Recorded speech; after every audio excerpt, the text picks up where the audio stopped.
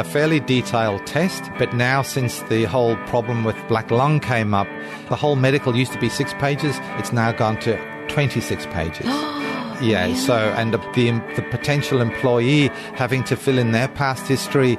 How much do they smoke? How much dust have they been exposed to? Not only how much do they smoke now, but how much have you smoked in the past? When did you start? When did you stop? What's your average consumption over the years? Because they've taken background information to a whole nother level because they're trying to work out who's at risk if problems are found with the breathing test or the chest x-rays. So they're trying to ascertain if, before they even get into mining, what state their lungs are. Yeah, and also really to assess the risk. Welcome to the Beers with a Miner podcast. My name is Mad Mumsy and I've been driving the huge dump trucks in Australian open cut mines for over 10 years now. I wish I had $1 for everyone who said to me, "How does a little thing like you drive those big trucks? Ah, you must be rich. How do I get a job doing that?" My mining friends are asked these questions all the time too. This is what started the Mad Mumsy journey to share stories and tips from living a mining lifestyle and to let others know what it's really like. Tune in each episode as I sit down for a relaxed chat, usually over a few beers, with a fellow miner. Women and blokes with various experience, roles and opinions share their lessons and stories with you. Not everyone is cut out to be a miner, but why not? What does it take to thrive and survive in this industry? Now, let's dig in. Get it? Dig. Mining. Oh, it cracked me up. Hello and welcome to the Beers with a Miner podcast. In this week's happy hour episode, I sit down in a doctor's office, microphones in hand. Don't worry though, I wasn't sick. I was there for a podcast interview and no, I did not have a beer. Dr. John Mcintosh is a long-time friend. We first met at the Ellie Beach Writers Festival in 2015. John and his lovely wife Elizabeth, have been good friends, mentors and role models for me ever since. They are also a real power couple here in Mackay as co-owners of the GP Super Clinics and founders of the TUF Minds app. You have the TUF Minds app, don't you? Oh my God. Head straight to your app store and download it right now. We finally got to sit down and have a chat in his lovely GP Super Clinic out near the university and talk all things medicals and the terrible disease, black lung. What is involved in a cold board medical? What must you bring with you and could you fail? What's the difference between cold board medical and fit for work? Why should you practice waddling like a duck? Now, although this is cold board medicals and more Queensland related, the overall general conversation I think will be very helpful no matter what state you're in and going for a medical, because the tests are similar. They're testing for similar things. The paperwork's still very similar, so still worth having a listen. Anyway, that's enough from me. Let's dig in. Get it? Dig. Mining. Ha ha, I crack me up. Hello and welcome to the podcast, Dr. John Mcintosh. I'm excited that we finally get to chat today. We've been going to line this up for ages and it's really good to finally sit down here in your office at your GP Super Clinic here out at the near the university here in Mackay. Oh, look, thanks very much, Leanne. I'm really keen to talk to you about cold board medicals. Yeah, well, I did a Facebook Live. I've got a new group now and it's called Mad Mumsy Live Q&A. Very original, right? And so one of the things that we ended up talking about was about cold board medicals. And I'm like, I know just the person with all the answers because I was winging it on the fly with people watching me. So well, we'll see, won't we? We'll see. I know. I'll go, oh, crap, I got that wrong. Now, you guys, I know, are really busy. Yourself and your lovely wife, Elizabeth, Dr. Elizabeth, are the owners of the GP Super Clinics here. And you also have your passion project, your TUF Minds. That's right. Yeah, so we can talk about that a bit later if you like. That will come into it for sure. But are you ready to dig into the episode? That sounds great. Get it? Yep. Deep mining, right? Oh, it cracked me up. That's hilarious. So, as this podcast is called the Beers with a Miner podcast, I like to start these happy hour episodes with my guests sharing their favourite beverage and their best time to drink it. It might be a spirit, wine, or perhaps even a cup of tea. What is yours? Or beer, of course. Yeah. So my favourite tipple is probably a glass of smooth Merlot, red Merlot. Best time to drink it, I would say, at the end of on the back of my boat, on an island like Hill Inlet, Whitehaven Beach, on the back of the boat at sunset. Oh, my God, that's perfect. And how often do you get to do that, Dr. About twice a year. Twice a year? Or twice a year at Hill Inlet, but certainly a lot more often, probably once a month out on the boat. So, we get out as often as we possibly can, but, gee, life gets in the way. It does. Yeah. And that's one of our questions right at the end, and I think we already just might have had your answer. What's your happy place? Yeah, that's right, out on the boat. Yeah. So with your wine, do you have ice cubes in it? No.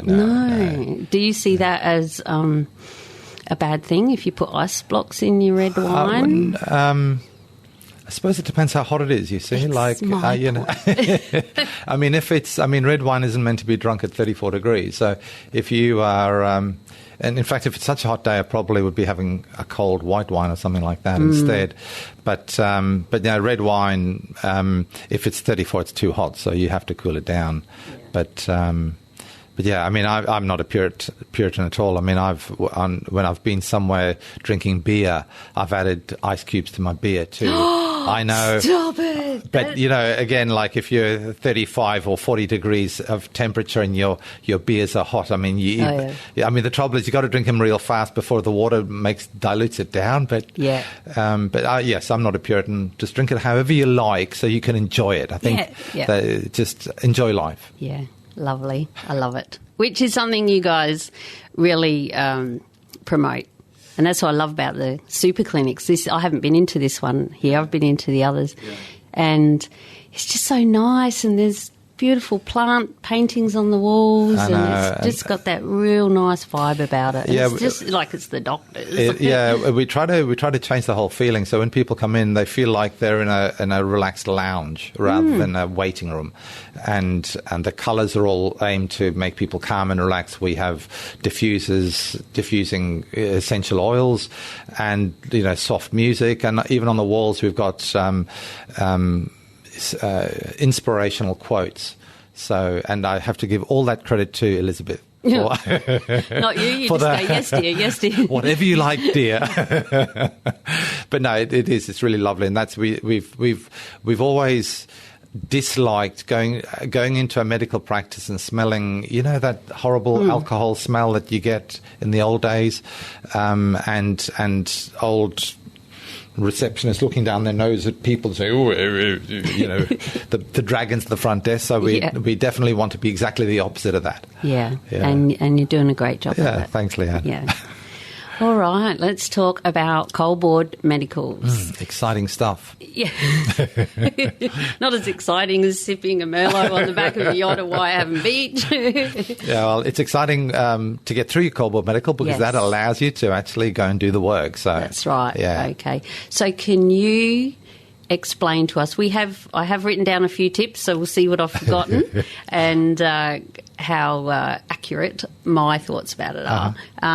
But what's involved? Say overall, and then we can go deeper into it. Yeah, so I mean, obviously, the cold board medical is a statutory requirement brought in by the Department of Natural Resources and Mines, and you basically are going to be doing a physical examination, a medical examination of your health, where we do a whole lot of different tests, basically hearing tests, eye tests, breathing tests, and then the physical tests, movement, joints, bending, etc., and the doctor will also listen to the heart and check, visual fields and look for color blindness and things like that. So it's a fairly detailed test. But now, since the whole problem with black lung came up, it used to be a 6-page questionnaire, or the whole medical used to be 6 pages. It's now gone to 26 pages. Yeah. So, and about 10 of those pages, I think maybe six or 8 pages are the person, the potential employee having to fill in their past history. How much do they smoke? How much dust have they been exposed to? Not only how much do they smoke now, but how much have you smoked in the past? When did you start? When did you stop? What's your average consumption over the years? Because they've taken the whole, background information to a whole nother level, because they're trying to work out who's at risk if problems are found with the breathing test or the chest X-rays. So they're trying to ascertain if, before they even get into mining, what state their lungs are.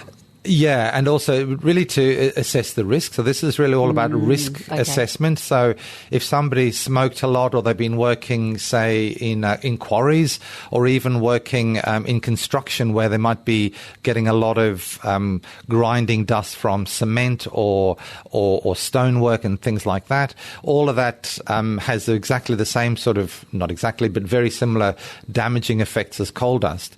So it's basically trying to say this person is at low risk, medium risk, or high risk in terms of nasty stuff going into the lungs over the years. So that then is used when the other tests are done. Predominantly the breathing for the lungs is the breathing test and the chest X-ray. And by knowing that detailed history from past exposure, we can then work out the risk involved for that person, especially when we find an abnormality. And what is involved? I didn't write down breathing tests. Look, step 1, I failed already. How do you test someone's breathing? Can you explain that? Yeah, so there's 2 ways, really. 3 ways. We listen to the chest with a stethoscope. So we're listening for noises. But the sensitive tests are the spirometry, which is a blowing test. You actually physically have to take a big breath and blow the air out as hard and fast as possible and keep going for a full 6 seconds until your lungs are completely empty. And that measures basically what your lung volume is like and how fast you can blow the air out. So people have lung disease like asthma. Obviously, they have narrowed airways, so the air can't be pushed out as fast. So they have slow expiration. If somebody has lung disease where they've got scarring of their lungs, like a coal worker's pneumoconiosis or black lung, the lungs don't expand as fast, so they have restricted total volume as well as restricted airflow. So, and of course, similar things happen with smoking. And one of the really difficult things about coal board medicals and interpreting the results is that both coal dust from the mines and smoking will both cause exactly the same problems with the lungs. So it's very hard to determine, well, is this from your smoking or is this from the coal dust? And that is obviously what people get referred off to the chest specialist for. But fortunately, or the good news here is that at least now it's recognized and accepted that coal dust alone will cause the damage to the lungs, whereas before they were like chronic obstructive airways disease, chronic obstructive airways diseases, chronic bronchitis or emphysema. So coal dust does that in exactly the same way as smoking does. So people that have not ever smoked will develop the same sort of problems with coal dust as a smoker, which is quite sad, but that's why it's so important to get the history from the person who's doing the test, or the coal board medical, and obviously we also do regular tests. The other thing about the coal board now is they're much more definite about everybody needs a chest X-ray, which is the other test for the lungs, and that's the breathing tests and the chest X-rays are repeated every 5 years or more often if there's a problem. And that only used to be underground that had to have the chest X-ray. That's right. That's right. Because I was like, woohoo! I'm a sunshine miner, landscape gardener, whatever you want to call us. I know, and really, there are so many people that have been found to have black lung that have never been underground. Yeah. It's all to do with the amount of dust you're breathing in. So people in wash plants where the coal is being dumped and they're walking through this dust. And the other really interesting thing is that the coal dust that causes the damage to our lungs is a certain size, microns. It's really, really small, 2 to 5 microns. You cannot see it. No. So the dust that causes the damage is not the dust you see in the air. Oh, right. So you can be walking through air that looks absolutely clear, and it can be full of the damaging dust. Obviously, usually if there's the dust that you can see, there's usually small bits of dust as well. But you can be, like the bigger bits of dust will fall faster than the fine dust, the fine particles. So the dust might appear to have settled, and you think, oh, everything's good now, but it's still full of the really damaging particles. So the message is wear your breathing protection gear, and just because the air looks clear, it doesn't mean it is. And as surface miners, we don't wear breathing protection most of the time. Yeah. We rely on the seals in our cabs. What I've said about it in the past is take control of what we can in our own personal sphere of environment. So if the seals on your truck or your dozer or something are leaking, report it. Yeah. I've seen dozer drivers come in off the coal and they look like they've worked underground. And then, we have to fight to get the seals fixed. This was before that's a few years ago. Hopefully it's a lot better now. It's changing. No, it's really important. And I mean, over the years, the people have been very complacent about it, and that's, of course, led to the problem we've had with black lung.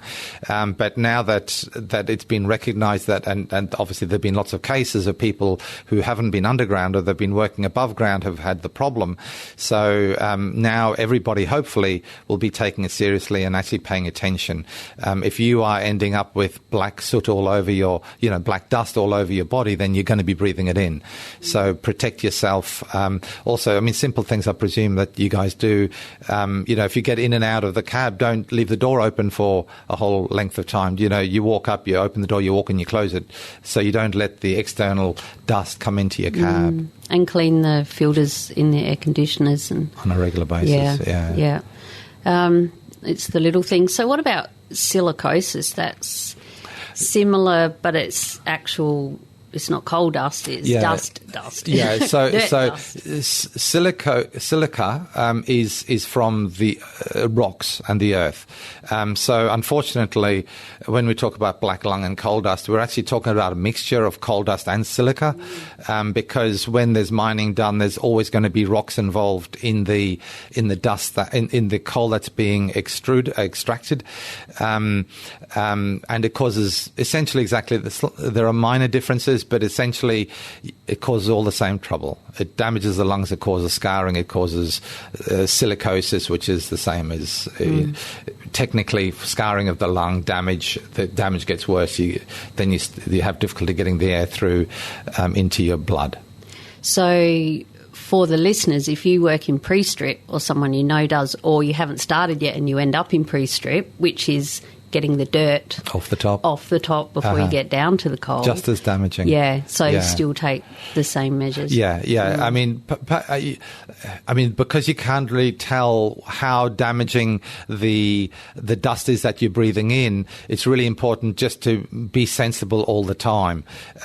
Obviously, there's going to be more silica when you're going through hard rock, and there's kind of dust being released because there's rocks being crushed. Obviously, earth, as in ground, that's sand and mud, isn't as damaging as rock that is being crushed or broken or blown up. So it's really the rock dust that causes the silicosis. Right. And of course, there's all sorts of different dusts, different types of rocks that you guys probably know a lot more than me. You certainly know a lot about it. But yeah, I mean, you always just need to realise that both coal and simple overburden is just as damaging, and so you need to take it seriously. Yeah, and I have a lot of listeners over in Western Australia. Of course, it's hard rock. Yeah. And that's so that's the stuff. I mean, as you drill through that or break that up, it releases dust and causes damage. So protect yourself. We had someone very close to our family who a shadow showed up. Oh, yeah. The old shadow. Well, I know 3 people now with the shadow effect in their x-rays and weren't allowed to go back to work. Hang on, have a drink. It's not a beer, Dr. John. They were not allowed to go back to work until they were cleared of black lung. And this was when it first really started to rear in surface mining. And they, very long story short, ended up putting it down to working in hard rock. And so, therefore, it's not their problem. It wasn't black lung. And then he had to go down to Brisbane, I think, went and saw a specialist, lung specialist. Yeah, respiratory and lung specialist. It ended up being ambiguous as to what it was, and that is the word very... I just don't like that word anymore because it just means, well, it might be or it might not be. We didn't know. And nobody takes responsibility. That's right. And at first he was told he had black lung. And we were all freaking out, his extended family, everyone around us, and he can't work, contracted, not getting paid. And if he was permanent, the mine site said he could have been in the office, just stay away from the dust, you could still work. But because he was a contractor, they weren't obliged to do that. And the people he was working for, I think, should have let him work in the office in town.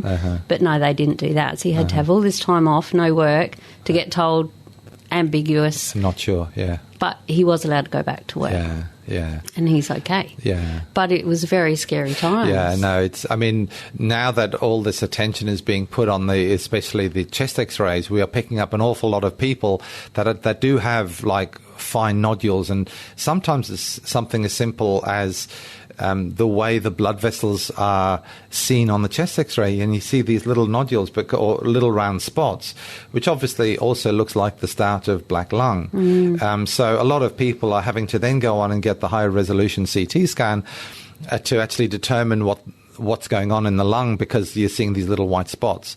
Unfortunately, chest x-rays by themselves, it's a slightly coarse tool. So when little things are found, obviously the next test, the CT scan, has to be done. But that happens your story is not rare, unfortunately. There are so many cases of people where is it or is it not? Is it caused by their smoking? Is it caused by black lung? If it's ambiguous, basically people, first of all, are not going to take responsibility for it being a work-related problem. Exactly. So if there's ambiguity on the result, the person both can't... will that matter?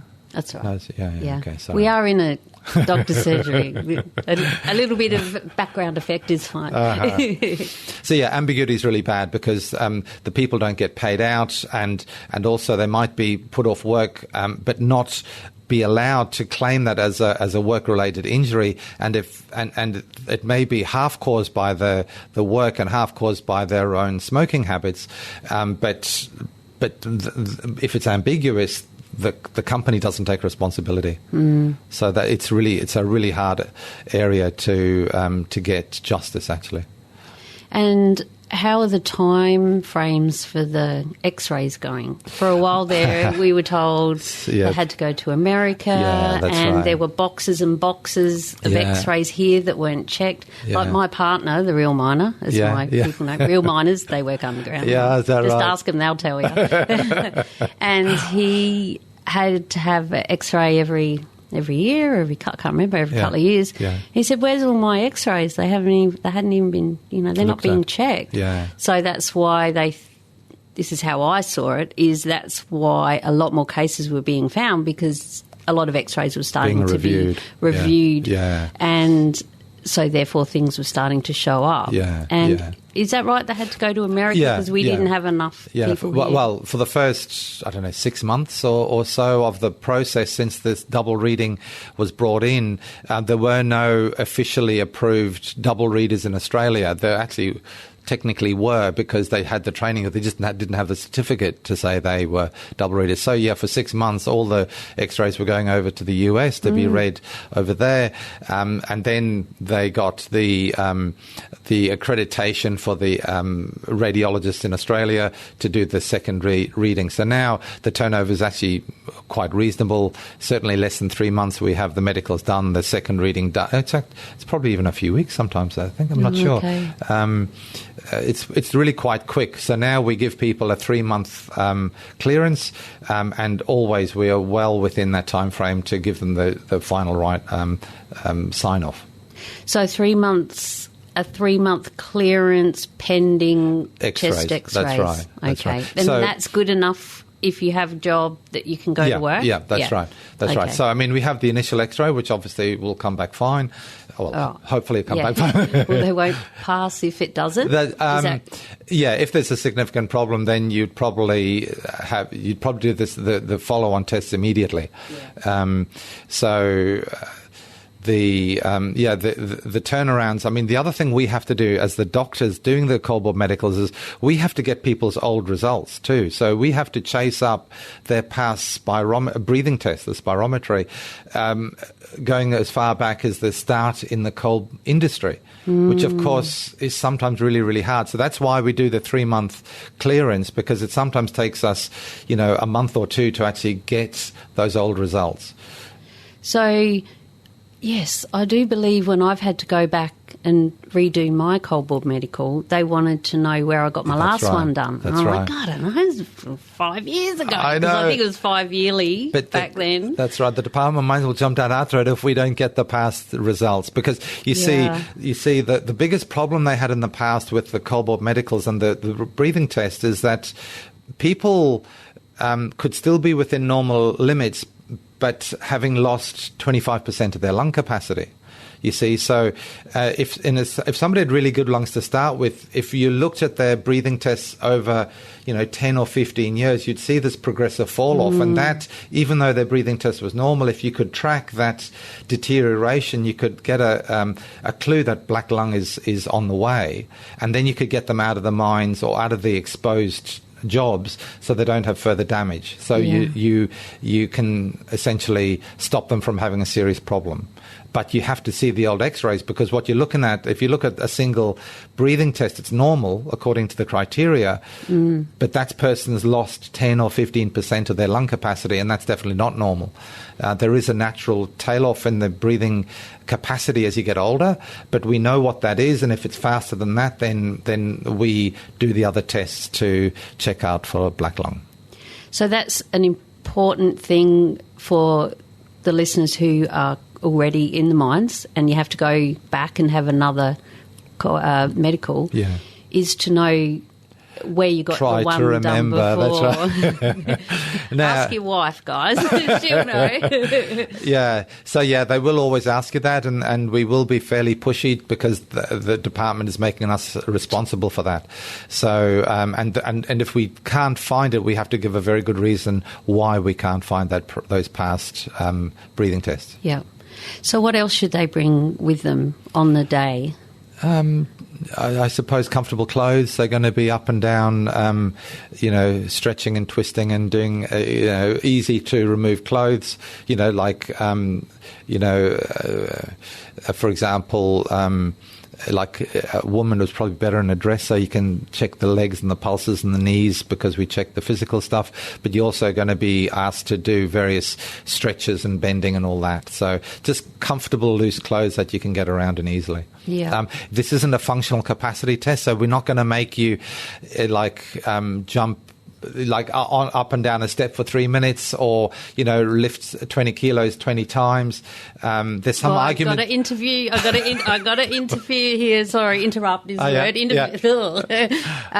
word. When we did the Facebook Live, and I told a few stories about stuff I had to do for that test. Fit for work is another name for it. That's right.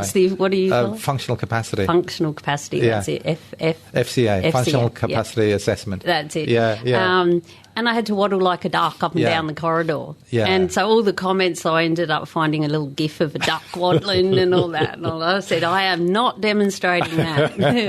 Actually, the duck waddling can be done in the Coldboard Medical, just 3 meters, because there you go, guys. Get your duck out. That's right, because that tests the knees. It's a really good test to look for early damage to your knee joints, because down in that position, you're putting really large forces through your knee joints, and if you have osteoarthritis, you can't do that effectively. So it is actually quite a good test. Yeah. And you may get it in the Coldboard Medical, may not. It depends on the doctor doing the test. Yeah. So they have a little bit of a scope isn't the right word. You don't have, it's not exactly the same everywhere you go. No, that's right. So, and that's kind of one of the... That's kind of one of the difficulties with the Coldboard Medical, is that it's kind of it's not a true fitness for work assessment. It's really a monitoring process, although it's being used to say you are fit to work. So if something significant is found in the Coldboard Medical, then obviously you're going to be deemed unfit to work potentially. But it's also, the other part of it is the ongoing monitoring to make sure that the industry itself is not damaging the person's health, predominantly hearing and breathing. And shoulders. Well, that's it. That was in the fit for work. When I refused, it was got up to 20 kilos. Yeah. I was a 2-man lift, right? 2-person lift. And I'm like, and it was a high bench. You know me, I'm a little shorty. I said, no, I'm not doing it. I'd already walked around the clothesline because it was in a house at a physio. They, had a house on the other side of town there, and had to carry this box with weights in it out round the clothesline, put it up on this shelf. And the shelf was too high for me. And then the weights get heavier and heavier. And when the guy said, no, I'm not doing it. I'm not doing my shoulder in for you. And she said, and I've spoken about this before on the podcast, and she said, well, I wish people would speak up more often. So, if you feel like something's hurting you when you're doing all of those things, or you are struggling, it doesn't necessarily mean you're going to fail. Yeah, that's right. But just change it, tweak it. Yeah, at least, that's right. Don't hurt yourself. Yeah. And, the functional capacities are always designed by somebody, and sometimes then designed by somebody who's maybe not very sensible.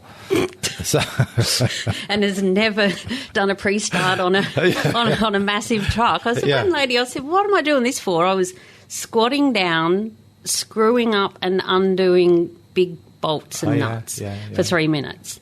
And I looked up at her and I said, so what's this about? What? She said, well, we just, have to do what they want us to do.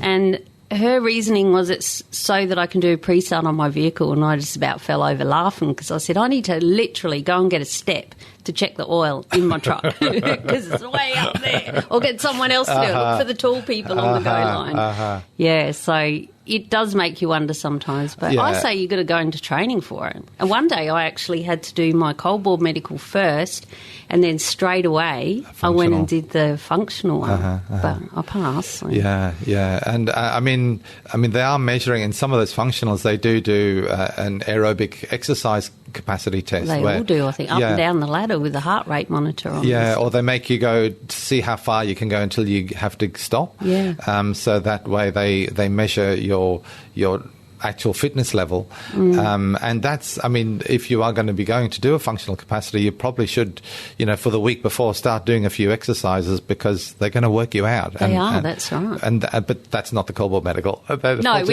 we're kind of covering all of them as well. But so another question that came up was about, well, I kind of brought it up, about what drugs that you might be on. It seems like half the planet are on antidepressants or high blood pressure, blood pressure tablets.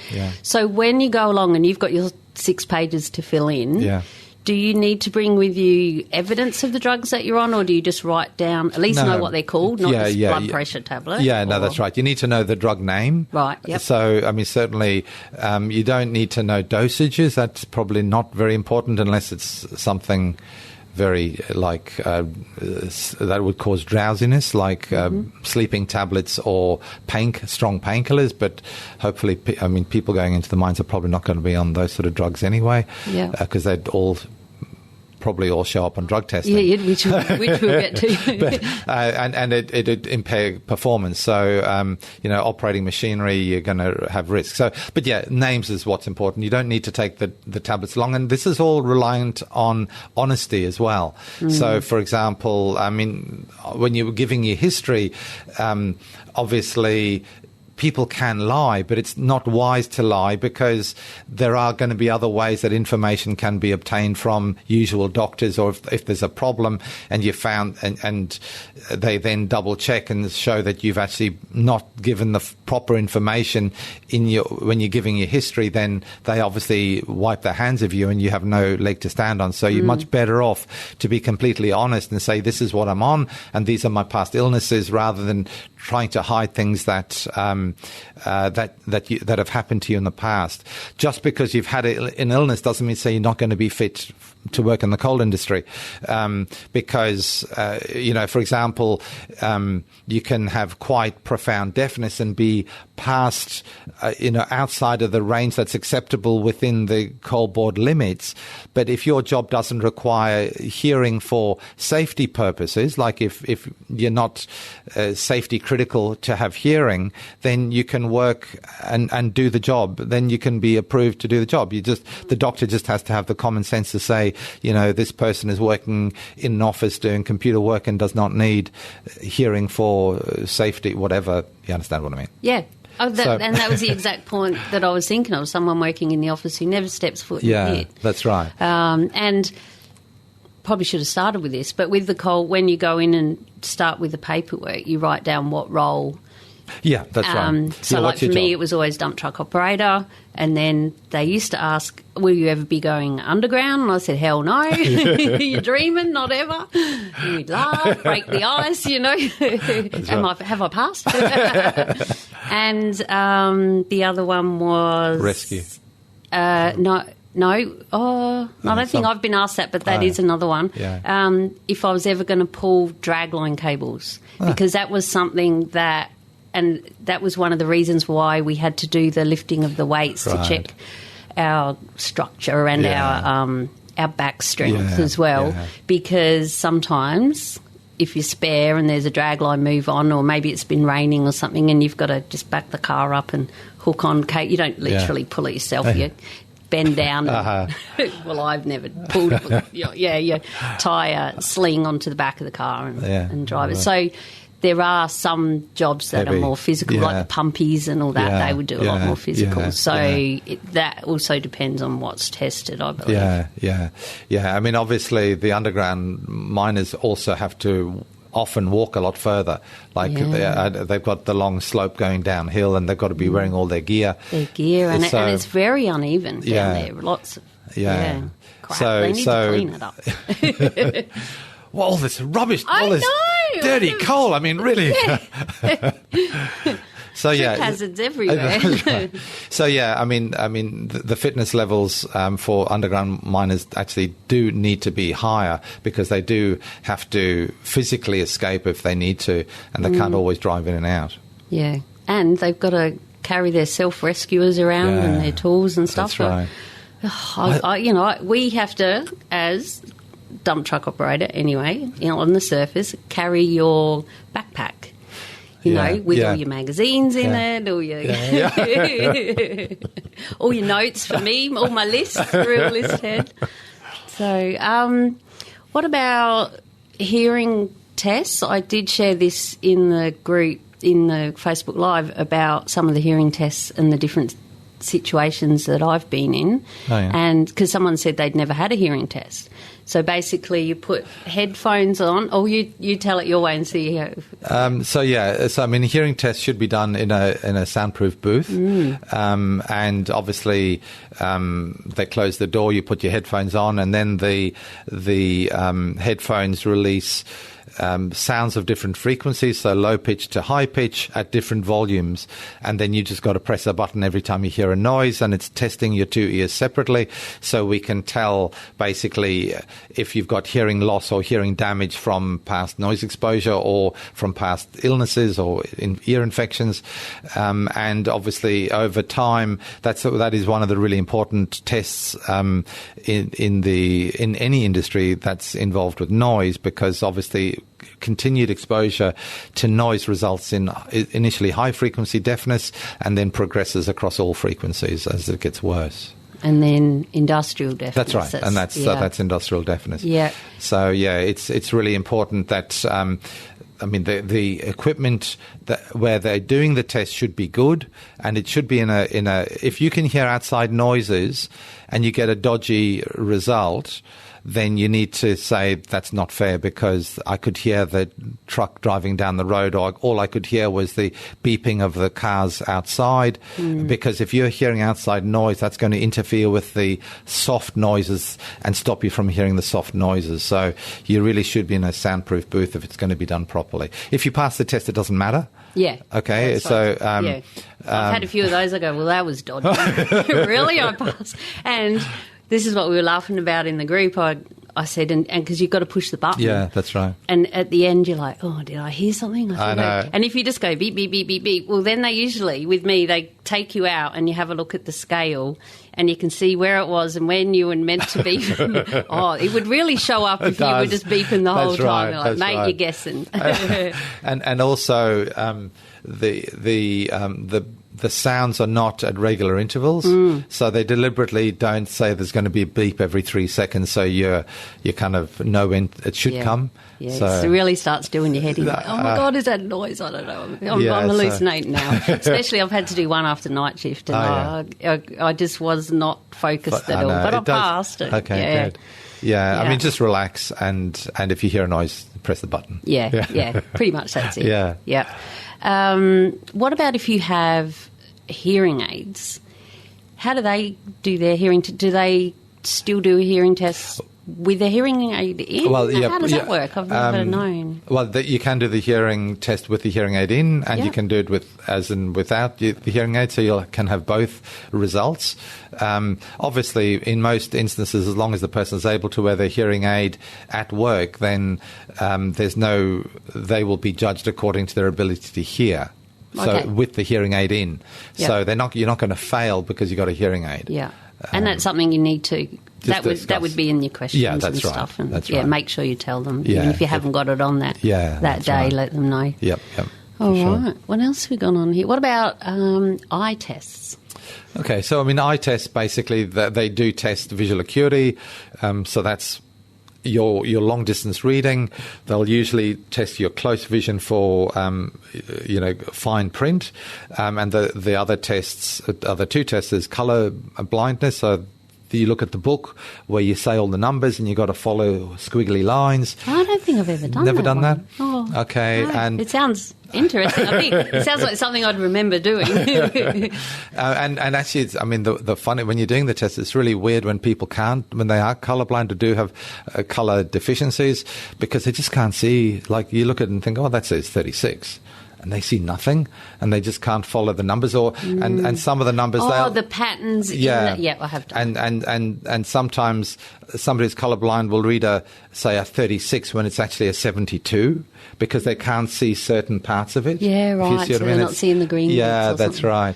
And the next test, or the other part of the test, is visual field. So we just make sure people's lateral vision is good, so that obviously they can see if somebody else's truck's about to crash into you. So kind of your peripheral vision. Yeah, because they hold their hands out. That's right. And I've always prided myself on, like, I got you there. They're like, you have not. Oh, I have. I used to play netball and stuff. Oh, so, yeah. You've got good lateral vision. Yeah. And my mum, her eyes have started to deteriorate, and she said, I used to have the best peripheral vision. Now I was like, I'm here. Yeah. So with colour blindness, could you fail from that? Because colours are very important out there, like with your different coloured lights on different vehicles and... Yeah, so again, like that's going to depend on the job that you do. I would not expect an electrician to have colour blindness, for example. What do they do? The red wire on the green? Red and green and blue, yeah. Yeah. I mean, obviously if you have colour blindness, then you'd probably have on your medical, on your Coldboard medical, the report at the end or the section 4 would probably say something like avoid jobs requiring colour vision for safety critical purposes or something along those lines. So as long as it doesn't involve safety, then you can, I mean, a lot of time these are plumbers or, operators where you're not requiring red and green. I mean, obviously a lot of lights, if it's the typical lights in the on the road, you have red at the top, orange in the middle and green at the bottom. So people know without seeing the colour, they know which light, whether it's a red or a green light. But of course, it depends how the lights work in the mine's site. And so, I mean, somebody who's colour blind, it will be noted on their Coldboard medical, and then it's going to be judged depending if they're going to be safe on site. Right. So it's all about safety. Yeah. It depends on, so just because you're colourblind doesn't mean you're going to fail. It just means you need to make sure you're doing jobs that aren't going to be putting anybody at risk. Because if someone was colourblind, my brain is processing. Lateral. I'm over here outside the square. So on night shift, the light vehicles have yellow flashing lights. So if someone was colourblind to yellow, or are they colourblind to a certain colour, or usually red and green? Is it? Yeah. Oh, okay, so the red green colour blindness is the main one. The other thing is some people have mild. Like it's not like you either are colourblind or you're not. There's kind of grades of colour blindness. So you have some people have mild deficiencies where they can read most of the numbers in the book, but they miss a couple. Yep. And then of course the completely colourblind, red green colourblind, kind of can only read about half of them. Right. So there are some at the beginning that everybody gets, and then they start getting a little bit more complicated. I guess it's the same with your hearing and your eyesight.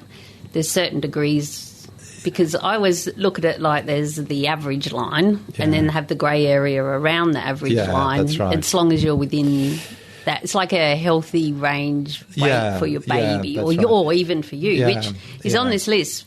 BMI, actually. Well, just going back to obviously visual acuity and hearing, I mean, again, as long as the deafness or the poor vision doesn't affect the person's ability to operate do whatever that job is that they've got on the front of their form, then they will probably be, say, fit for proposed job. But clearly they're not fit for other jobs. Yeah. And if there's any workplace restrictions that have to be in place, it might be that person has to wear reading glasses or long-distance glasses or something like that. So relatively simple stuff.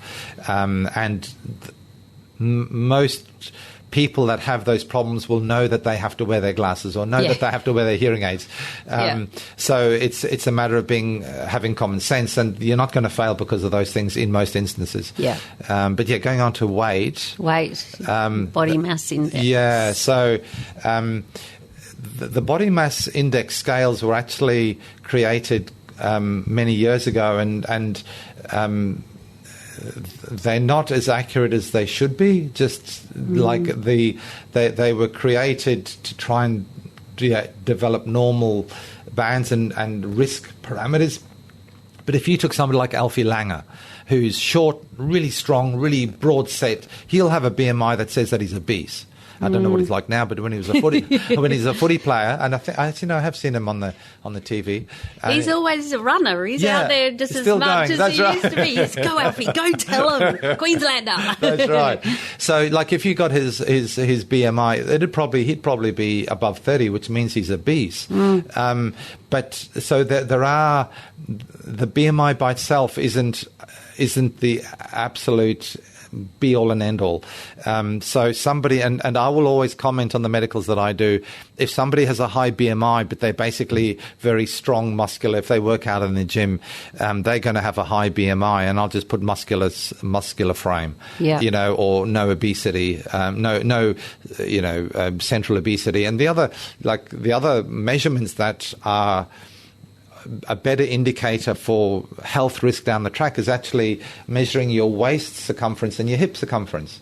So, obviously, body mass index or BMI is one thing, but if you have a waist measurement that is significantly narrower than your hip measurement, then your risk of heart disease or other disease down the track is lower. So Alfie Lange said, suck it in, baby.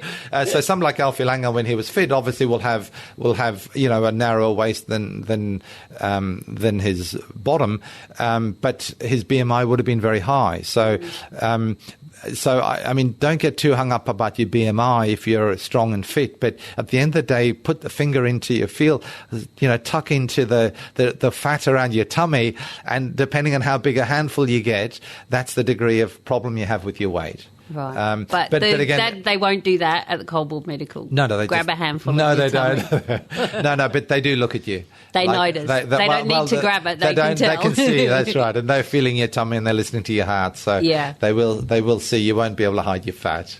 So we slotted straight into BMI, but can you explain what measurements and what's the calculations for BMI, that they do? Sure. Yeah. So BMI is basically your height compared to your weight, and it's a calculation where they square, and it's your height in meters. It's your weight divided by your height squared. A little bit complicated, but it's fortunate we do it on the computer. Yeah. I have to actually remember what did we used to do on it. Yeah. So it's your body mass index. So it's a good measure that everybody's BMI, if everything else being equal, should be 25 or below. Okay. From 20 to 25 is healthy. Under 25 is too thin. From 25 to 30 is overweight. From 30 and above is obese. Above 35 is morbidly obese. So getting more and more serious. So people with a weight of about 120 are going to have a BMI. Sorry, if somebody is about 120 kilos, their BMI is probably going to be about 35. Obviously, in relation to the Coldwell Medicals, once your weight gets above 120 kilos, there starts becoming issues with the safety gear, because there are ratings for chairs and, truck seats. And they start getting issues about your ability to escape from an overturned truck or dealing with emergencies and stuff like that. However, you cannot be failed purely because of your weight, because one doctor was successfully sued for saying just because he was overweight he was unfit. He didn't say the reasons what that obesity was restricting him from doing. So if he'd probably been a little bit more diligent with his paperwork, he might have got away with it. But he just said BMI, 40, unfit.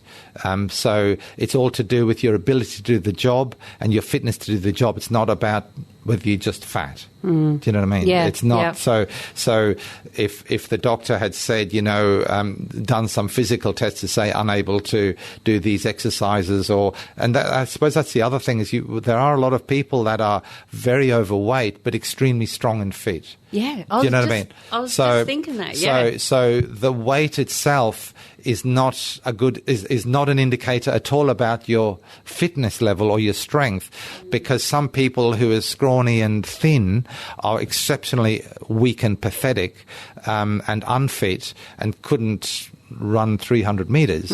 But you have, and I have some very close friends who have very high BMIs, but they cycle for, an hour or two, 3 or 4 times a week, and they've, swim 3 kilometers and very fit. So it's not, don't think your BMI is a reflection of your fitness. It's not. It's just your weight compared to your height. Yeah. Over the years, I've worked with a few people, mostly guys, that have very overweight, Yeah. come close to the digger drivers. Yeah. You're not going to be able to go on that digger, mate. You're hitting the limit of the seed, and then there's a bit. So then they have to go and have a test and stuff. Yeah. But or they just have to go and update their cobbled medical, and we kind of think, this isn't going to. They won't be back. Yeah, pass. What? You know, but like you say, they're fit, they're strong enough. That's right. You know, if you're passing everything else, and so that's something to be aware of for everyone out there listening who has yet to have done one. I mean, just not only for your cobalt medical and your ability to work. For your general health, you should, if your weight's climbing towards those safety limits, you really should be seriously looking at your diet and your exercise, and usually it's a bad habit.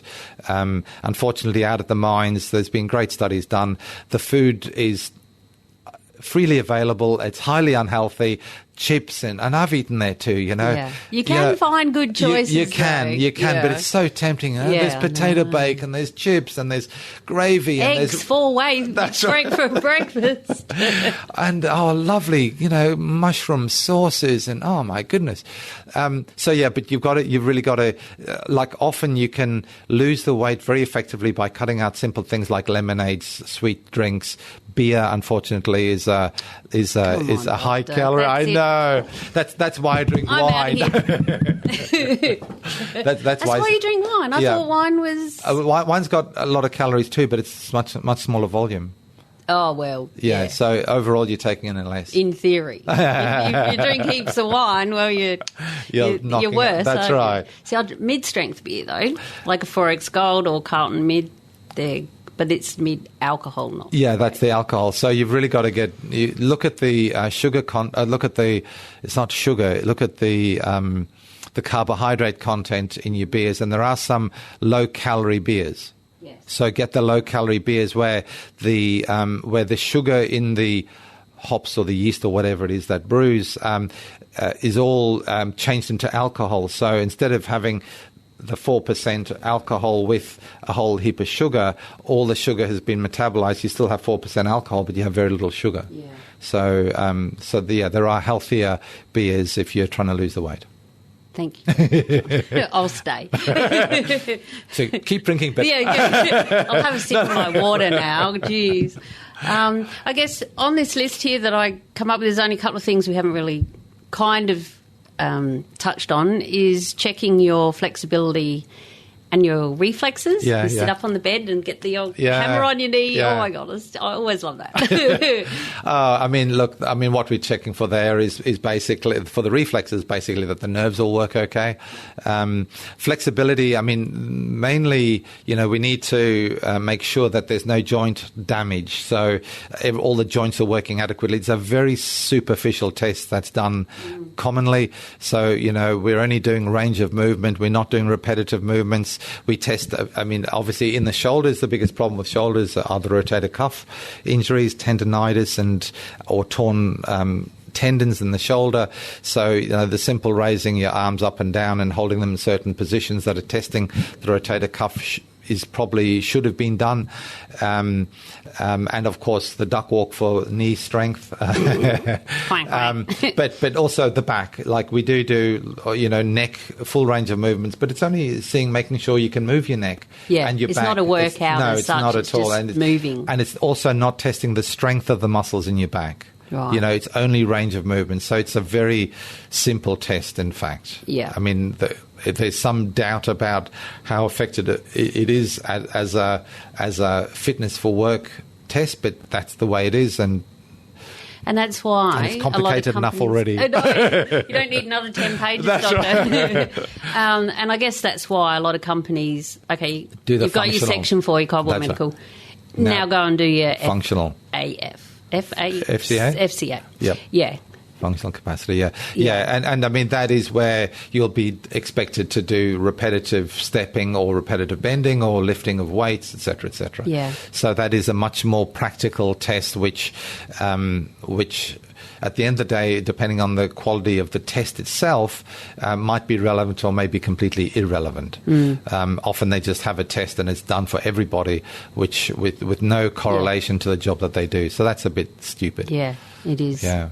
Stupid. Now, I'm not sure if you fail. Drug tests we haven't done either. Yeah. If you fail your cold bore medical, can you just go and try again straight away, or do you have to wait in a certain time? Like if you fail your driver's license test, you have to wait, and I know with drug tests there's a time you have to wait. Look, as well. I mean, drug testing is easy.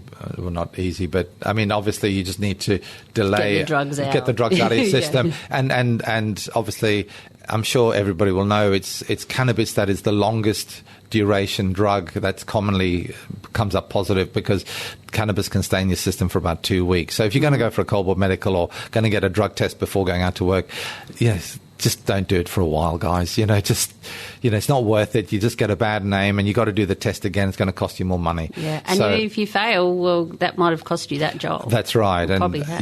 Yeah, that's right. Sorry, the other question was? If you fail, can you try again? Okay, yeah. So obviously, if you do fail, there'll probably be a reason for it. So whatever that reason, you should try and, I mean, obviously, if the reason's still there, you're going to fail again. But if it's something that you can improve or change, or you fail because you're just recovering from a broken arm, I mean, they'd be a little bit cruel to fail you for something that's a temporary condition. Well, I know someone who had to go for one after night shift and passed, but was freaking out because they were just so tired, and the blood pressure was up because he hadn't had much sleep, and so it became an issue with his blood pressure, and he hadn't had his tablets. And, look, I mean, I suppose just to mention a few sort of, like you bring up blood pressure, but also diabetes. Mm-hmm. If you have diabetes, the most important thing to protect your job and your cold bore medical is to look after your diabetes. Get the test done regularly. Even if your diabetes control is not good, if you haven't done the test, you're not going to get through you're going to be put on, the doctor's not going to be happy to pass you without all the diabetic tests in place in a recent time frame. So, and if you are diabetic, they're going to be wanting those tests repeated every year to make sure your overall control is good. For blood pressure, again, if your blood pressure is out of control, then sure, go back to your GP, get it treated. It'll come down within a week or two, and then you can get your cold bore medical redone. Or, a more generous, understanding doctor doing the first cold bore would just say, well, go and get your blood. We'll just give you a temporary cold bore medical, get your blood pressure checked, and in 3 months I want to see that it's been controlled, and you give us that report. Right. And then you just sign it off and say, well, it's under control now, so everything's good. Yeah. So like with waiting for the chest X-ray to come exactly. back. Yeah. But you obviously would still deem him fit enough anyway. Yeah, that's right. Not a risk. Yeah, that's right. Obviously, I mean, as long as it's in the safe range. Off you go, mate. You'll be right. Yeah, so I mean, it's a matter of, like, a lot of, I mean, for example, certain things, like a slightly elevated blood pressure isn't going to cause a problem except for 5, 10 or 20 years. That's going to cause a heart attack or a stroke a long time ahead. So a blood pressure that's sitting at 95 or even 100 over as the bottom reading, say 150 over say 95, it's outside the normal range, and if it's 100 it definitely needs to be treated, but that person also, I mean, the trouble with blood pressure is you get stressed doing a cold bore medical, so that it's stress. Up that's goes. Right, that's right. But we try to overcome that by getting the person to lie down and relax, and doing it a few times afterwards. Otherwise, we get the GP to check it a few times, and then if they need to treat it, they go on medication. Often people will have high blood pressure persistently through the cold bore medical, and then have a normal blood pressure done by their GP or by in other places. Then that's fine. They can then give those reports back to the cold bore doctor to say, here's my blood pressure, everything's good. Because no one likes tests of any type. No. Well, I guess there's some people that do. I don't know, they might get off on it or something because they know they're going to pass. No, that's right. I don't know. I've always hated being tested on anything. It's like going to see the like going to see the headmaster, Yes. or going to the dentist. Your blood pressure goes up. Yeah. So with the drug test, you're just urine? Yeah. No swab? Not routinely. No, just full urine. So you want the lines to come up, or you don't want? Yeah, lines? that's I right. can never So remember. Well, I mean, again, it probably depends. I mean, the test that we have, you have a line if it's clear, and there's no line if the drugs are present. Right. Yeah. So you do want the lines to come up. Yeah. But I mean, usually, the person will produce a specimen into the bottle, and the person takes a cup away, and then they read the test. The coal worker doesn't actually see those lines. Usually. Yeah. Oh, I've stood there. Oh, they've done it in front of you. I've stood there and watched. It's like, wait, are we pregnant? I was talking to someone just a couple of days ago, actually, and he had a test, and the line was dodgy. Where's the bloody line? You Uh-huh. know?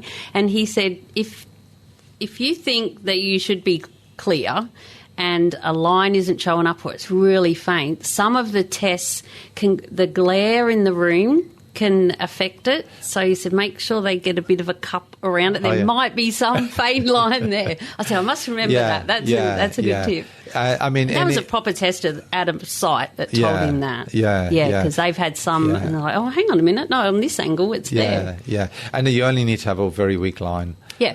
And I mean, the other thing is, just because something shows up non-negative, it's not a positive test, then a more detailed test is done with at the lab. Yeah. So, if you know you're clean, you're going to be clean, so don't worry about it. That's right. But there are, like, over-the-counter drugs that you've got to be real cautious about, and if you have taken anything that you think if you've taken anything, just tell the the tester, I had some cough and cold tablets, I had diarrhea and vomiting and I was taking these things, or I had a cough and I was taking this cough suppressant, because some cough suppressants have codeine in them, maybe not anymore. But anyway, there are codeine-based cough suppressants that will show up on a drug test. That's right, but if you've declared if you've said, no, I haven't, so it's in your interest to say, yes, I had a cough or a cold and I was taking some drug, can't remember what it was. Just say it, because depending on what shows up, if something shows up on the test, if nothing shows up, everything's good and they don't care anyway. And it's okay to take over-the-counter drugs, medications. And then, I know on site, say if you have an incident, you have to go and have a drug test straight away, that's it. Yeah. And if something shows up, and you say, but I told you that it was this, usually you still have to go home and wait for those tests to come back to say that, you're right, that's what it is. And they're like, well, I've got a couple of days, with or with pay, depends who you work for, if you're contractor or not. Yeah. So I thought of something else then about that. One of the questions someone asked me in there was, do you have to have, I think we touched on this right at the start when we were mucking around, but do you have to have blood tests? Are there any needles involved when you go for your section 4? We have these huge. Oh my God! No blood tests for a routine, a normal Cobalt Medical. The only time that blood tests would be needed, but it's not in the Cobalt part, it's really if somebody has a condition like diabetes I mentioned, the regular tests for the level of control to prove satisfactory diabetes control that will be required do involve blood tests, but that would be done by a GP. Hopefully. Yes. Okay. Which is another great tip. Yeah, Make sure you go and do that. Yeah, so if they haven't, would the doctor at the Cobalt Medical do it, or just say, no, you go off? That's right. Everybody's got to understand that the doctor doing your Cobalt Medical cannot be your treating doctor. Not your doctor. Yeah. Okay, so... he can't be. Shouldn't be. As conflict of interest, sort of. Well, I mean, you're doing the Cobalt, so in that instance, like, so you're doing a Cobalt Medical, so as part of that Cobalt Medical, I shouldn't be checking your diabetes, but you can come and see me tomorrow, and I'll check your diabetes. But I mean, we try to keep it slightly separate, because there is a conflict of interest. Yeah. Because if you're coming to see me about your diabetes, then I'm as the treating GP, I would then be in a conflicted position if your diabetes isn't very good. Because it's meant to be independent. Yeah, that's right. Assessment. That's right. Yeah. So usually the cold board medical doctor will send you back to your own doctor to have all those tests done, and they control your conditions, and the cold board doctor then signs you off, right, saying yes, everything's fine. Yeah. With diabetes, a little bit more complicated because in some situations you may need a referral to a specialist, especially if it's unfortunately insulin-dependent diabetes and you're a heavy goods vehicle driver, things like that. It's a little bit more complicated. So sometimes you end up having to see a specialist. And of course, talking about seeing specialists, if you have those a problem with your lungs, and now there's like very clear guidelines for us. I was going to say a real pain, but there's no flexibility for us as the treating doctors now. If a person's breathing tests are below a certain level, we have to send them to a respiratory specialist, even if we know what the problem is. Here, this person has asthma, but the tests are below the 70% mark. I am obligated to get that person to see a respiratory specialist. Now, how many respiratory specialists do we have in Mackay? Zippo. But they travel. I mean, there are visiting respiratories. So, and it's not quick to get in to see a respiratory specialist. So, you have to wait a month to see somebody. And you're trying to get your cold board medical to get a job. Got that job. That's right. Or you've got that job. Because that's something else I want to ask, and then we'll start wrapping up, is they've changed the laws. I don't know how much you know about this, and I'm kind of on the fringe of it, about just being signed off by your doctor now and being allowed to go in the mines. You have to have a job first. Do you know what those changes are? If you don't, it's fine. I can just edit this bit out. So, it's the law states that the company employing the coal worker should pay for the coal board medical. So that is the law. Because companies are trying to make profits and trying to save themselves money, what they have historically said to their potential employees is, if you apply for a job with us, you have to have done a coal board medical before you apply for the job. And that way they were trying to avoid being responsible for paying for that coal board medical.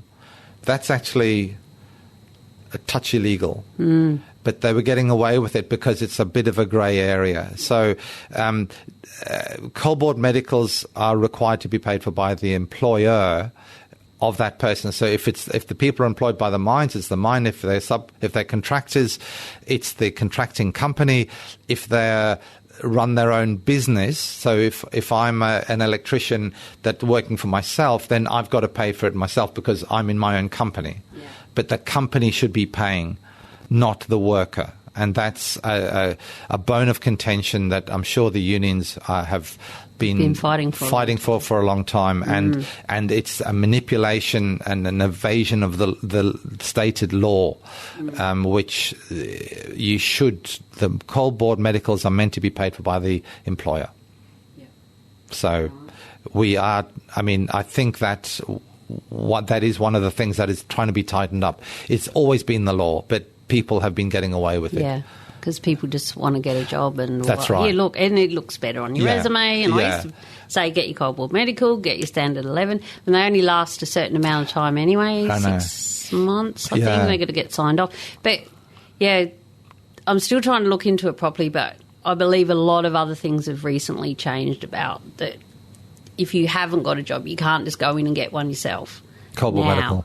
Yeah, so I mean, again, that's just tightening up the rules that to make the companies pay. That's right, and also so technically, when somebody does a cold board medical, the company is meant to fill in Section 1. Yes. Section 1. The patient or the coal worker fills in Section 2. The examiner fills in Section 3, and the sign-off doctor, AMA, signs off Section 4. So if people don't have a job, technically they can't have Section 1 filled out. And technically the doctor can't say, is he fit? Because, well, what's the job? We don't know what the job is. So how can I say he's fit for a job when I don't know what the job is? And he can't sign off on something if it's not all filled out. That's right. So therefore you need that. So and the Department of Mines is tightening up that all the time. It's always been illegal to do it without a job, but people have just worked around it because of the pressure from the companies that are trying to get away with not paying for the cold bore medicals. Bloody companies.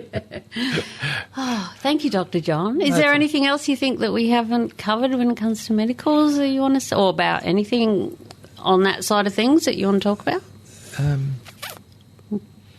Covered what was on my list and more. Yeah, no. I think cold bore medicals are just such a more painful process than they were before. It's frustrating and it's sad. It's been brought in for a reason. There are still deficiencies with the system, with the cold bore medical itself and the processes leading up to it, but they are trying to tighten up the loopholes, and they're getting so much stricter with all the requirements. They're being stricter on the doctors and they're being stricter with the companies. So we are hoping that the systems will get better and it'll protect the workers. And of course, for people over in WA and stuff, we're talking Queensland. That's right. Yes. And the other thing that I would also like to say is I have known that many people over the years, bloody hell, got to go and have a medical. Oh, whoops, they find something. That's right. There's a little bit of something in the urine, there's a this, there's right. a that.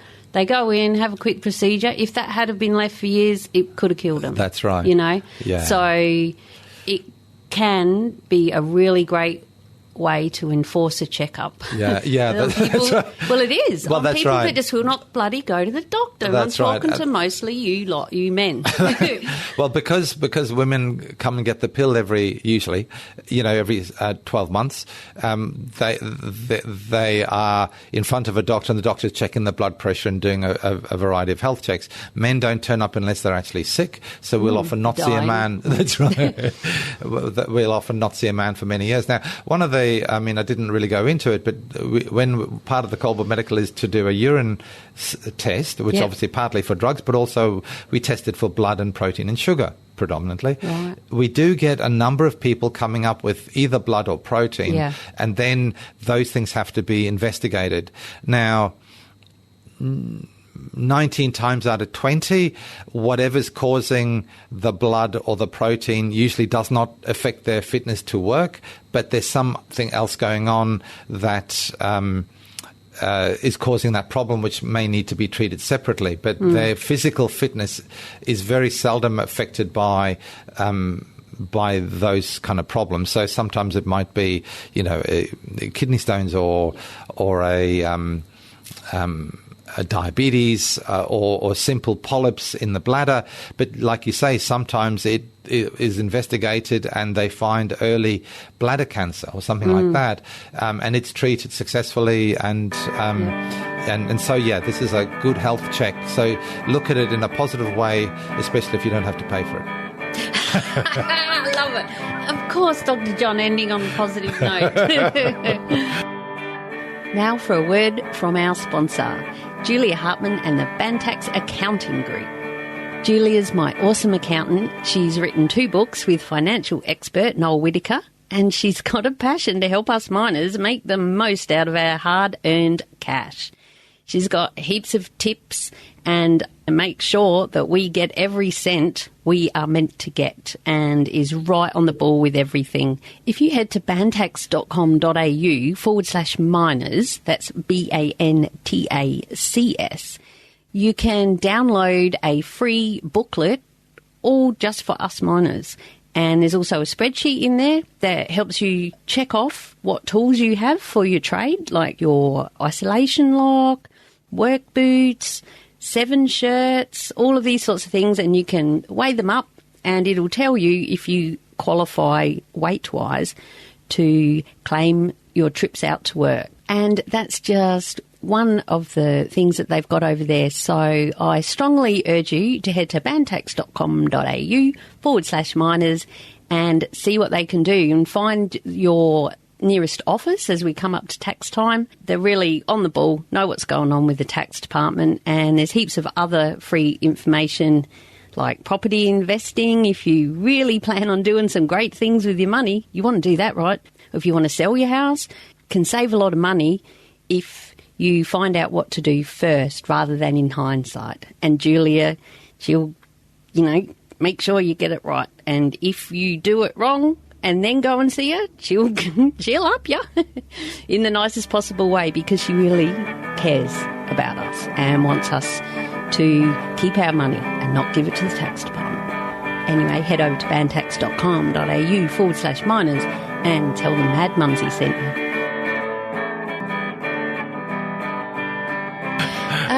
Speaking of positive notes, what is your special place, Dr. John, when life turns to crap? I know how busy you guys are. Yeah. You know, do you take time out for just you, John? Yeah, the sea. What do you do? I mean, for me, when I need to de-stress and defrag, I go to the sea in some form or another. If I'm not able to get out on the boat, it'll be the beach. We live close. We look out over the water. We can walk down to the water, and I'll go for a walk along the beach at sunset. But ideally, obviously, I'd much rather be on the back of my boat on a little island, whether it be, Brampton, St. Bees, Keswick, or Hill Inlet, or, and sitting on the back of the boat. And we've got a catamaran, so we can sit on the sand when the tide goes out. So we can sit completely protected in very shallow water, and it's just magic. And actually, it's interesting because a few years ago, when I was having some personal issues, let's just call them that, I could sail out of the Mackay harbour and I could feel all the stress just leaving behind. It was just such an incredible feeling that just going out onto the water and just relaxing, because you leave behind. I mean, you can still get mobile reception, but you can turn the phone off. But it's just that process of going out, getting in touch with nature, feeling the wind, seeing the sun, watching the stars at night, and sitting on the back of the boat. So yeah, it's love it. Yeah, it's for me, it's the sea. I've had that feeling of just releasing everything. I have in many ways. Yeah. All those things you described without the boat. I built the boat, by the way. Pardon? I spent 3.5 to 4 years building the boat. I built the boat myself. Built it? Yeah. So that would have been so rewarding. Yeah. Yeah, so it's kind of one of those things where you put the hard work in and you get the rewards. Yeah. Good on you. Yeah, extra bonus for sitting out in the back of the boat. And that would have been your little happy place as well when you were building. Oh, absolutely. Yeah. When the times were getting tough doing the building of the boat, and you think, oh my God, there was 6 months straight of sanding, just sanding to get the... I hope you had good... Mask. Well, on. I did. I'm not sure if I changed the filters often enough in retrospect now. Right. But no. I was always wearing masks for the dust. But yeah, I mean, I had to focus to keep myself going through that. I knew so many people half-built boats and never quite finished. And I thought, that's not going to be me. I'm going to keep going. So I imagined being on the boat with near the beach. With the tropical, the coconut palms, crystal clear water, turquoise, and waves lapping at the beach as I'm sitting on the back of the boat. So I actually had a very clear visual that kept me going through the dust and the sweat and the fiberglass kind of nipping into all your skin. That goes. A lot of people can relate to that. Yeah, a lot of people with boats, lots of miners with boats. Yeah. I was going to say I've had that feeling of it just... And a lot of my listeners will have that. Wherever you work, there'll be a certain point on the way home where you just let leave it go. all that last week behind, the last 4 weeks, whatever your roster is. Yeah. And mine was coming over the Eaton Range. Oh, yeah. And when you start going down the hill, well, I never quite got it when it was pouring with rain. It's like, just concentrate, don't you? Yeah. You're in a manual V8 going down there and, are my tyres all right? So, and now... because they're doing so much roadworks there, you can see clear to the ocean. It's just that feeling. So it is. It's nice. Yeah, have somewhere on your way home where you can just let it all go, and then go and do the good bits. And I mean, the other thing I'd just like to point out to everybody, because this is really important, is you can relax anywhere. Yes. You can relax in the crib room if you just shut your eyes and imagine your what do you call it? Fancy place? What do you call it? Happy place. Happy place. So, and it's a really important strategy to have is to practice visualizing where you want to be, so that wherever you are in the world, you can close your eyes and you can take yourself out of your current reality, put yourself into your perfect happy place, and your body has all the benefits as if you're physically there. Okay, so and on the TUF Minds app, there are some guided meditations which will actually help you do that. So yeah, it's a really important way to relax, because obviously, as I said, we probably get out on for a good weekend on the boat about once a month, once every 3 weeks. I try to get out every 2 weeks, but depends on what's happening in life. But at any time, I can close my eyes and imagine I'm on the back of the boat. Yeah, that's beautiful. And it's a great tip. And I say that in some of my earlier episodes, I think, about taking visual things with you to your sterile room that all look the same. You know, put your little picture up on the mirror of your boat or your Harley or whatever it is. What is your why? Why are you there? Why are you away? Right. Why are you doing this crap job you don't want to be in? That's right. How Focus can on you what get you're through getting. it? That's right. Focus on what it's doing for you and where it's taking you. Yeah. I mean, obviously, the other thing I was just going to mention, because I'm a visual person, so my happy place is very visual. But for people that are auditory, they might want to be focusing on the sounds that they're hearing, the wind in the coconut palms, and the waves lapping on the beach, and the gentle, and if people who are kinesthetic smells, and people who are kinesthetic will be more in touch with the feelings, like what does it feel to lie on the sand? So you feel the sand on your back, and you feel the cool wind on your hair, on your skin, and the wind rustling your hair and stuff like that. So depending on what works for you, like if you're visual, auditory or kinesthetic, just create your happy place in whatever really connects with your own psyche. And go there often. Very in often. Your mind. Yeah, so that when you are in the middle of a bad time, you're like, hang on, you don't want to, that's right. Take yourself out of that. It's hard to get that's right. from there to there instantly like that if you haven't practiced it. I find on the bus on the way home from work was a good one. We had a 30-40 minute drive and then you're away, you tune out because everyone's wah, wah, wah, wah. Or sometimes it's really quiet because everyone's just tired or everyone's on their phone. Yeah. And that was my chill out, look at the sky, look at the storm in the distance. And then because in half an hour you've all got to get back together and go and have tea at the mess and listen, move more dirt. It's important to do that. And you mentioned the TUF Minds app then. Would you like to share that? So why did you start it? We started because we saw this huge gap in both access to services, mental health services, but also we saw this huge, complete absence of strategies for people to think positively. Everybody knows, since Napoleon Hill's day in the 1930s when he wrote Think and Grow Rich. Everybody knows you need to be positive, but nobody actually taught people, well, how do you be positive? Because we found even very educated professional people had these ongoing negative thoughts that were constantly interfering with their ability to either function or be happy or the way they interacted with other people. So we realized, Elizabeth and myself, she was coming at it from more the counseling and spiritual perspective, and I was coming at it from the medical perspective, because these negative thoughts end up as causing heart attacks, strokes, depression, anxiety, etc., etc. So it was really important that these things were addressed. And just saying to somebody, you got to think positively, well, how do you do that? So we developed this process where you recognize your negative thoughts and a 3-step process to kill them and get rid of them and replace them with positive alternatives. And the reason this is so different from everything else that's out there is that traditional counseling, which is the most common one, is CBT or cognitive behavior therapy, predominantly teaches people to not be affected by their thoughts or any negative thoughts that they're having. We actually take it a step further than that and say, no, don't accept that negative thought in the first place, just get rid of it.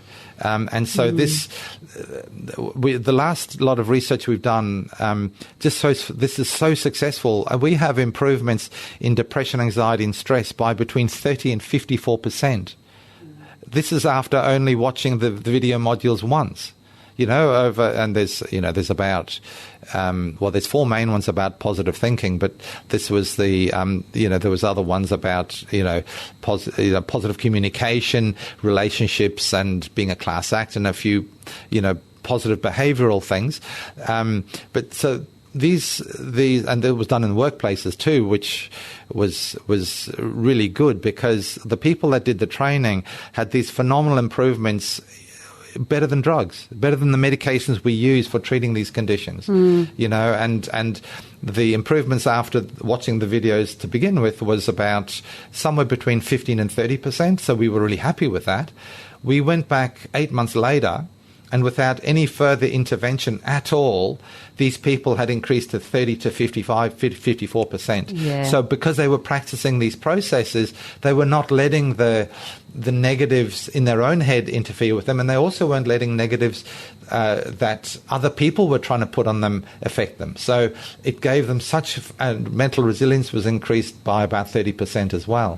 So this is just phenomenal. And it saves lives, and we're really happy about how effective I shouldn't say this, but I wouldn't have even thought that it was possible to have such big changes in those numbers, just from a process that is essentially inside your own head. But if you fix up the thoughts inside your own head, you will feel better, you'll have happiness, you'll relate better to your partner, your life will get better, you will have success, you'll see solutions where you previously couldn't see solutions because it opens your mind. If there's a problem, you deal with the problem, you don't attack the person. It changes relationships. It improves kids. So if people are struggling with their kids, go through the TUF Minds modules on the free app, and you will get ideas about how to handle your kids positively without having that conflict. I'm getting older now, which is wonderful that I'm still here. But so we've been through the anarchistic teenagers, they'll be in your face and, be, you know nothing, and why everybody else's parents, and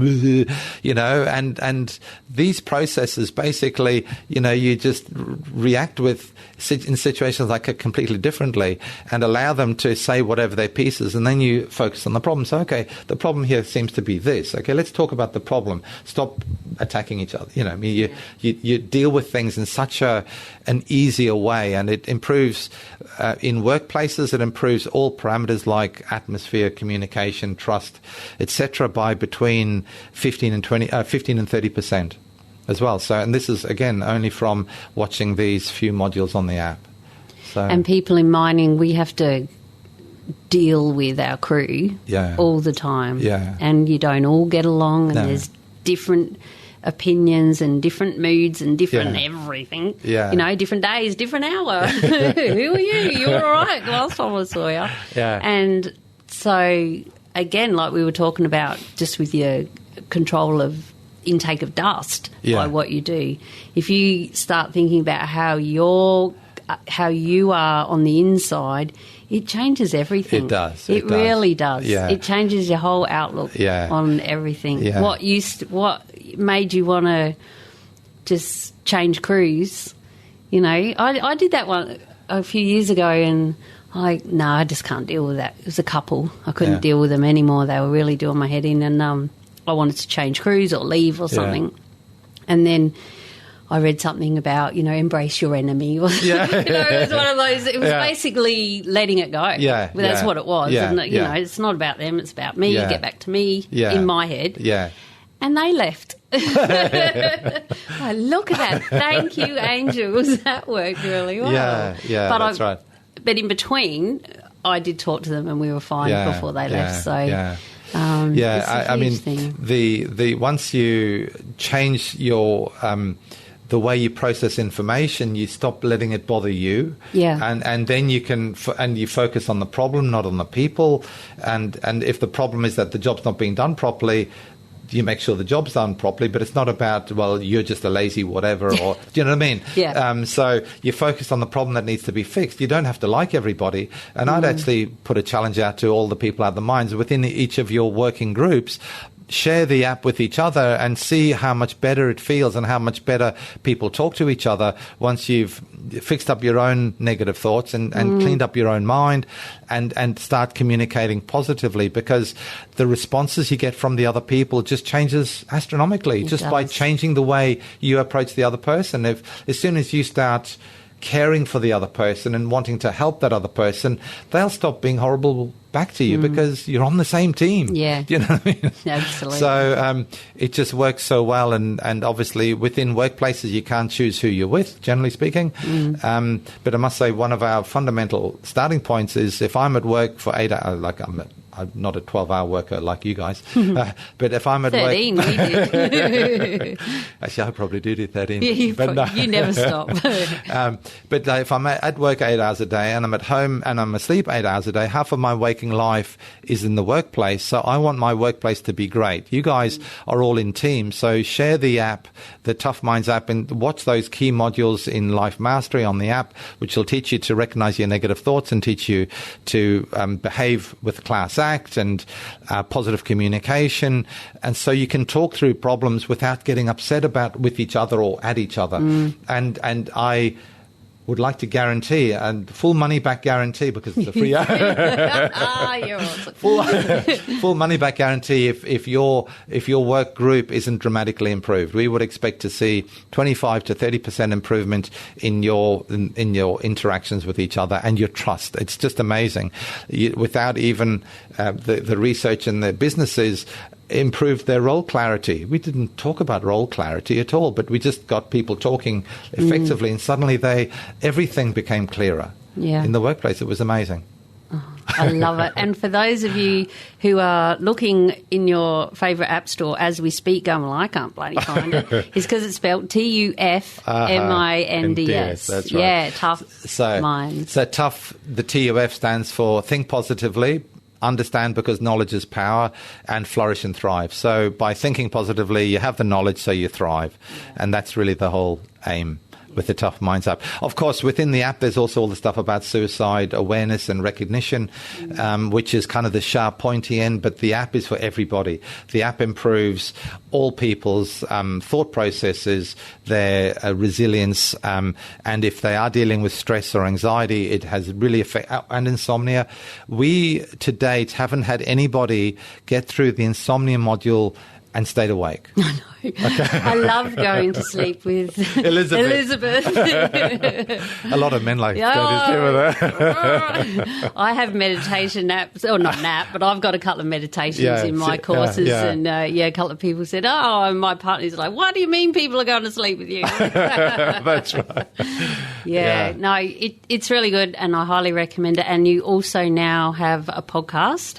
It's in the very early stages, big things coming with that. So I know a lot of people in the mines, we love to download our podcasts while we're on break, put them on a USB stick, night shifts, stick them in, and you can change your life by listening to Dr. John. I keep telling you, podcasts are good. I did help them with their setup, guys. And we're very appreciative. So the only reason we have a podcast is because of you, Leanne. So thank you very much for that. That's all right. And that is called, because I couldn't find that, but it's TUF Talks. TUF Talks, that's right. It's not TUF Minds, because a lot of that is taken from your live webinars. That's right, Facebook webinars. On your Facebook, and that's on the page there. But I will leave a link to everything that you do with the TUF Minds. Yeah, there's also quite a lot of YouTube videos on YouTube under TUF Minds too. So a lot of our Facebook webinars are there, and we're actually doing some really exciting modules for anxiety, relationships, and obviously life mastery. And also business specific modules for the business too. And we're going to be certifying people to mainly for either people that want to train others, so like as in TUF Minds coaches or health and safety officers, so that they can be certified as a coach, as a trainer for positive mindfulness cognition, which is the positive mindset processes. That is very exciting, isn't it? Yeah. How it's all come from that. Yeah, that's Just right. you guys being so positive. Yeah. Yeah. I'll leave all the links to everything in the show notes, which for this episode will be found at madmumsy.com/beers65. If anyone wants to get in touch with you, Dr. John, drop you a line. What's the best way for them? Or you're just too busy. No, well, probably, the toughminds.com, the website is probably the best place. We are on Facebook as well under TUF Minds, so there's always somebody that's watching that if you want advice about the app.